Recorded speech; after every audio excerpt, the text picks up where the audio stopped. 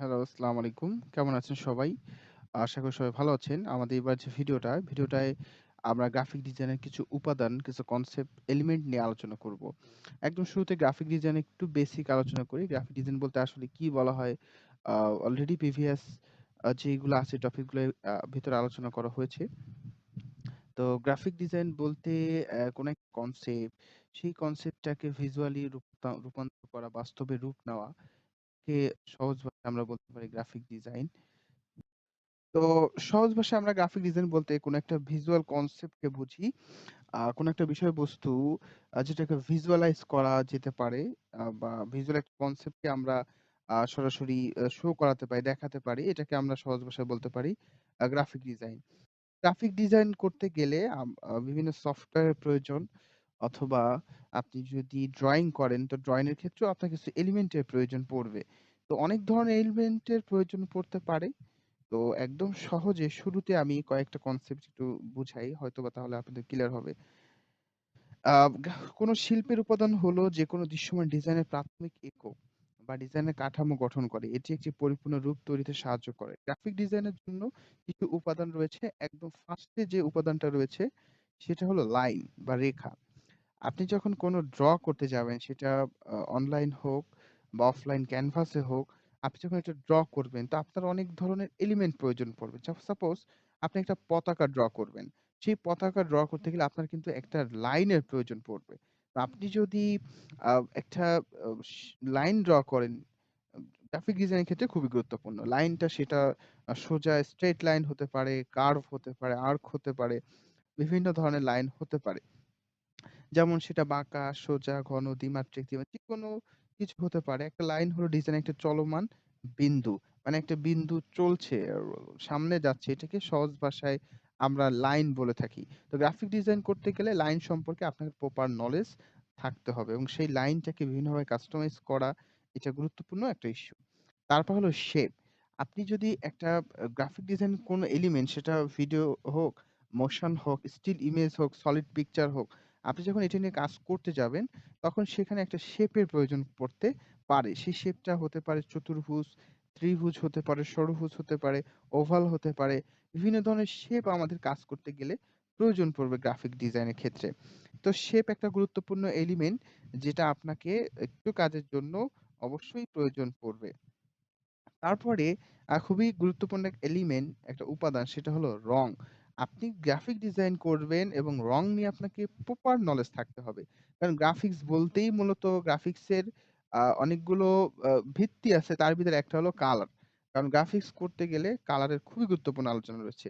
রং এমন একটি উপাদান যা মনোযোগ আকর্ষণ করে। কানেক্ট মানে একটা মানুষের আ ক্যাচি একটা ব্যাপার থাকে রঙের মাধ্যমে। কারণ রংটা যদি প্রপার ভাবে করা না হয়, কারেক্ট করা না হয়, তাহলে সেইটার দ্বারা পজিটিভ বা নেগেটিভ ফিডব্যাক পড়তে পারে। ঠিক আছে? তো কালার একটা খুবই গুরুত্বপূর্ণ একটা ইস্যু যে গ্রাফিক ডিজাইনের ক্ষেত্রে। আমরা গ্রাফিক ডিজাইনার বলতে কালার বলতে কিছু কনসেপ্ট কমন বুঝি। কিন্তু গ্রাফিক ডিজাইনের ক্ষেত্রে একটু ডিফারেন্স ব্যাপার আছে। কারণ আপনি যদি অফলাইনে করেন, ক্যানভাসে আপনি কোন কিছু ড্র করতে চান, তাহলে আপনাকে বিভিন্ন ধরনের কালারের নাম জানতে হবে, সেটার ব্যবহার জানতে হবে। কালারের সংমিশ্রণ আপনাকে জানতে হবে। যদি আপনি ডিজিটালি করেন, যেটাকে আমরা গ্রাফিক ডিজাইন বলে থাকি। তো কম্পিউটার গ্রাফিক ডিজাইন যেটা, সেক্ষেত্রে কালারের ক্ষেত্রে আপনার হিউ, স্যাচুরেশন এরকম অনেক ব্যাপার আছে। কালারের ভ্যালু আছে। সেই ভ্যালুগুলো আপনার জানা প্রয়োজন। এমনকি কিছু কালার মডেল আছে। সেই মডেলগুলো আপনাকে আপনার জন্য জানা জরুরি। কারণ কালার মডেল না হলে কালারের কোড আছে, এটা যদি আপনি না বুঝেন, তাহলে আপনি কালারের প্রপার ভাবে কাজ করতে পারবেন না। একটা কালারের কোডের মাধ্যমে কালারের টোটাল জিনিসটাকে বের করা পসিবল। যেটা কোন ধরনের কালার। তো কালার মডেলের ভিতরে অনেক ধরনের কালারের ব্যাপার আছে।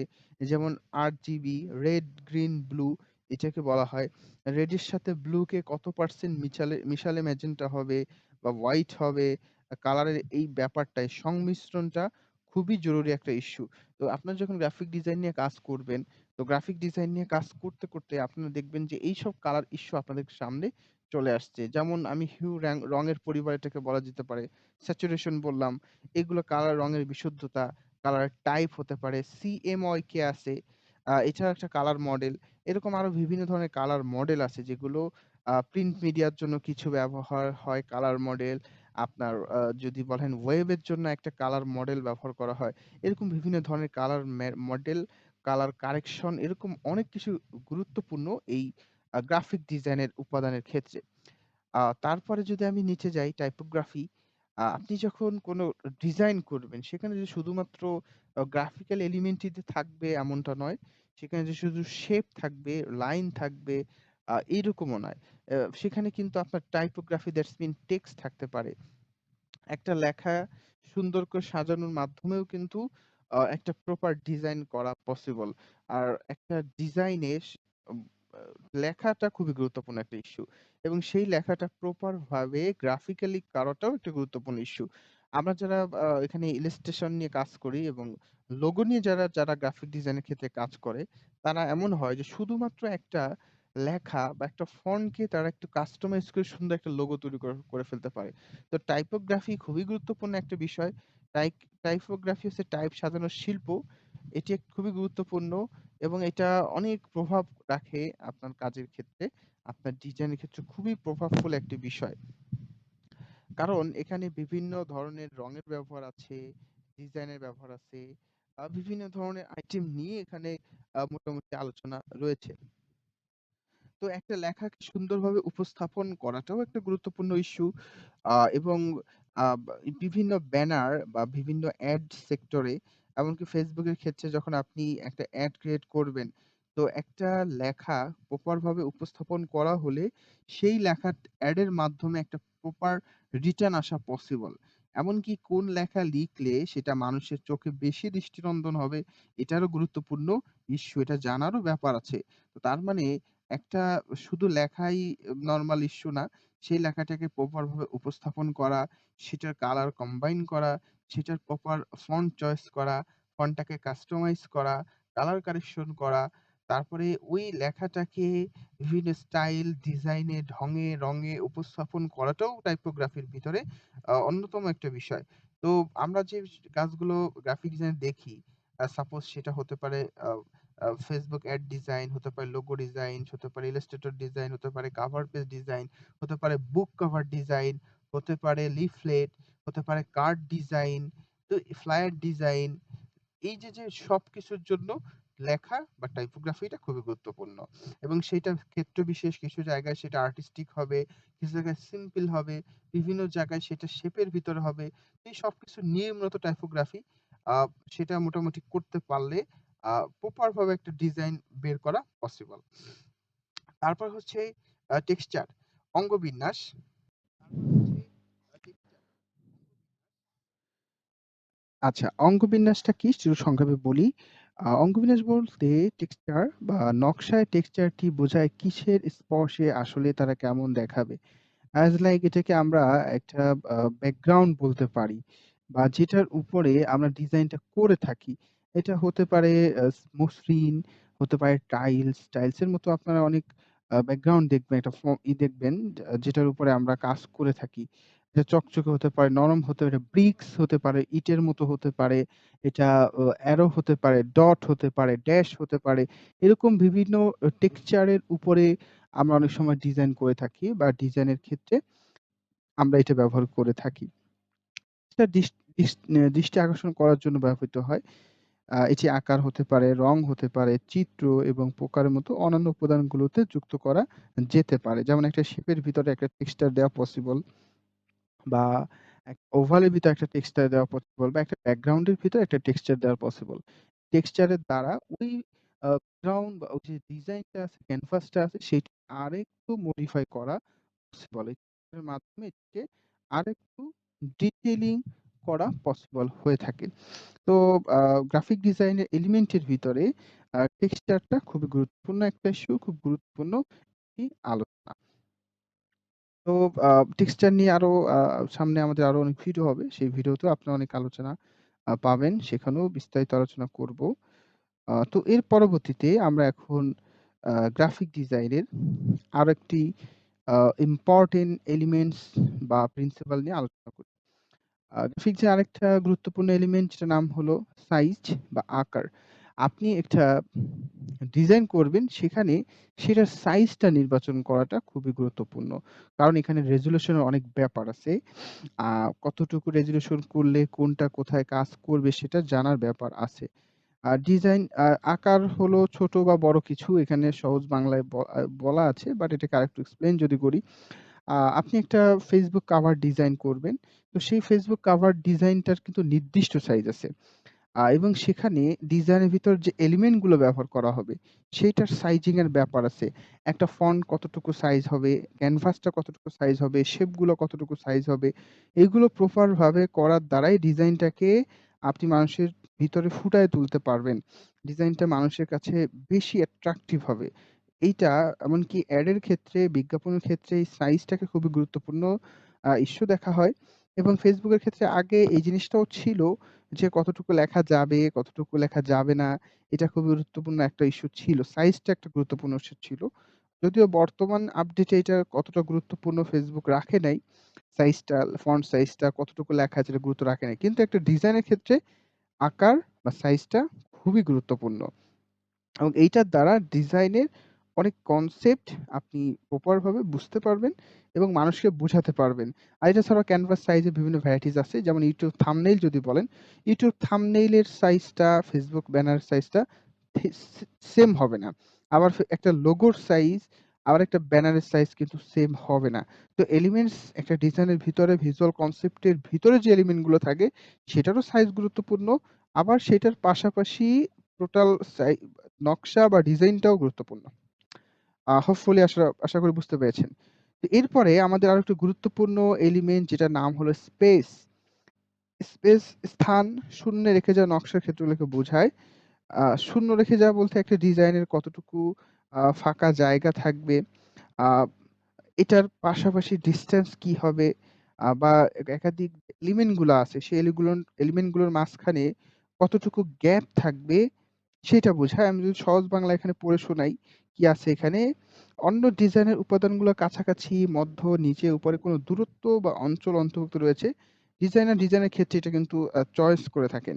যেমন একটা ডিজাইনে অনেকগুলা এলিমেন্ট আছে। হতে পারে সেটা টেক্সট, হতে পারে সেটা কোনো শেপ, হতে পারে টেক্সচার। এইটা কোথায় কতটুকু ডিসট্যান্স এ আপনি দিবেন, কতটুকু ডিসট্যান্স করবেন। আপনি যদি দেখেন অনেক প্রফেশনাল লোগো আছে যেগুলো সারা বিশ্বে ব্যবহার করা হয়। সেই লোগোটার যে কার্ভ গুলো, বক্র রেখাগুলো সেইটার এই সাইড ওই সাইড যদি আপনি স্কেল দিয়ে মাপেন দেখবেন সেটা প্রপার সাইজ করা হয়েছে। আপনি যদি পেপসির লোগো দেখেন বা অন্যান্য ভালো, ভালো কোম্পানির লোগো দেখেন, দেখবেন সেই লোগোগুলো সবগুলো একটা স্কেলে মাপা পসিবল। প্রত্যেকটা বৃত্ত, আ শেপ প্রত্যেকটার একটা নির্দিষ্ট স্পেস আছে, কতটুকু স্পেস উপরে আছে, ততটুকু নিচে আছে। ওভারঅল সবকিছু দিয়ে একটা সুন্দর ডিজাইন করা পসিবল। তো গ্রাফিক ডিজাইনের ক্ষেত্রে আ খুবই গুরুত্বপূর্ণ একটা অপশন যেটার নাম হলো স্পেস। আশা করি আপনারা বুঝতে পেরেছেন স্পেসটা সম্পর্কে মোটামুটি আইডিয়া করতে পেরেছেন।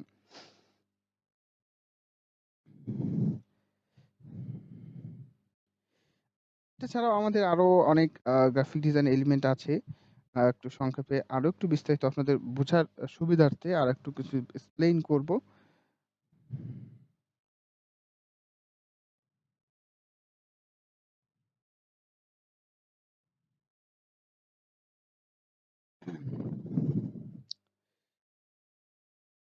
আপনারা মোটমাট এখানে কয়েকটা গ্রাফিক ডিজাইন এলিমেন্ট দেখলেন।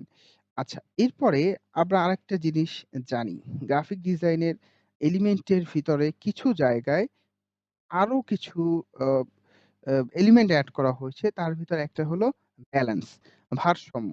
ব্যালেন্স বলতে বিষাম্য, অসাম্য ২ ধরনের ব্যালেন্সিং রয়েছে। বেশিরভাগ ডিজাইনার, শিল্পী, সৃজনশীল লোকেরাই নজর করা প্রকৃতির জন্য অসম্মত পছন্দ করেন।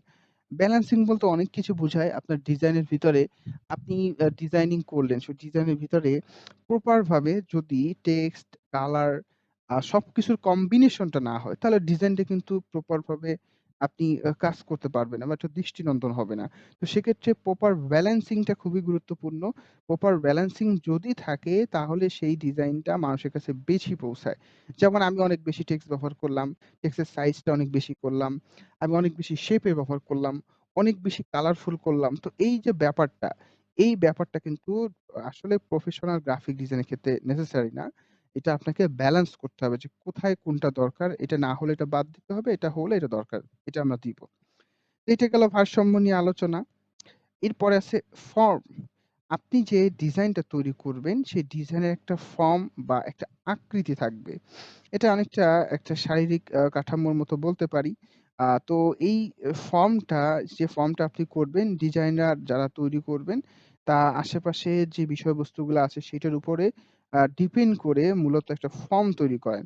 সেই ফর্মটার উপরেই আমরা কিন্তু আমাদের ভিজুয়াল যে কনসেপ্টটা আছে, সেই কনসেপ্টটাকে আমরা ফুটায়ে তুলতে পারবো একটা ফর্মের ভিতরে। গ্রাফিক ডিজাইন বলতে আসলে মূলত এটাই বোঝায় যে এলিমেন্ট গুলো আছে সবগুলোকে ব্যবহার করে বস্তুগত অবজেক্ট গুলোকে ব্যবহার করে আপনি একটা ফর্মের ভিতর নিয়ে আসবেন এবং সেইখানে আপনার ভিজুয়াল কনসেপ্টটাকে আপনি উপস্থাপন করবেন।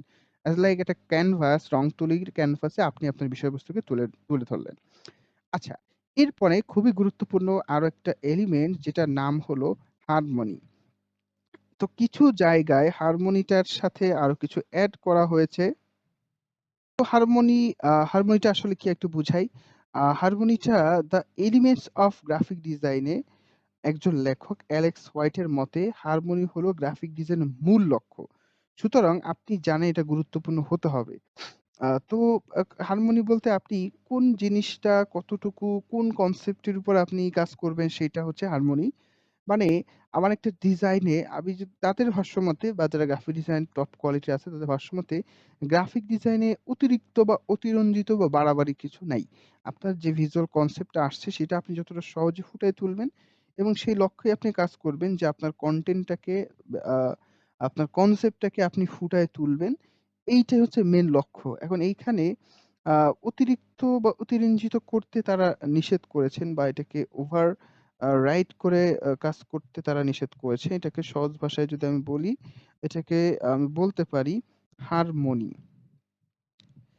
আ এখানে যা বিষয়গুলো আছে সেগুলা যে ডিজাইনের এলিমেন্ট গুলো আছে সেগুলো ব্যালেন্সিং করে কাজ করাটাই সহজ ভাষায় আমরা বলতে পারি হারমোনি।